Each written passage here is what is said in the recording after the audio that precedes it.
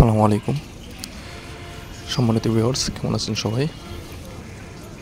বাজারের আপনাদের সামনে যে চারাটি দেখতে পাচ্ছেন যেই কমলাগুলো পাওয়া এটা যায় হচ্ছে বাজার থেকে কেনা কমলার সাথে যে সায়ানগুলো আসে অল্প অল্প ওই ডাল সায়ান সহ, থেকে গ্রাফটিং ডাল করা থেকে চারা। গ্রাফটিং করা একটি কমলার গ্রাফটিং সাকসেস আপনারা হয়েছে। যারা টুকিটাকি গ্রাফটিং বা কলম সম্পর্কে অভিজ্ঞতা আছে, বাজারে অনেক সুস্বাদু মিষ্টি কমলাগুলো পাওয়া যায়, যার সাথে হালকা হালকা একটু একটু ডাল পাওয়া যায়।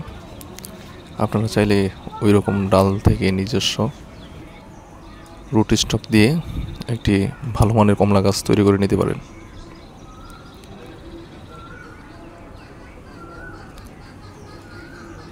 এটি খেতে খুবই সুস্বাদু আর কলমে চারায় দ্রুত ফলন আসে।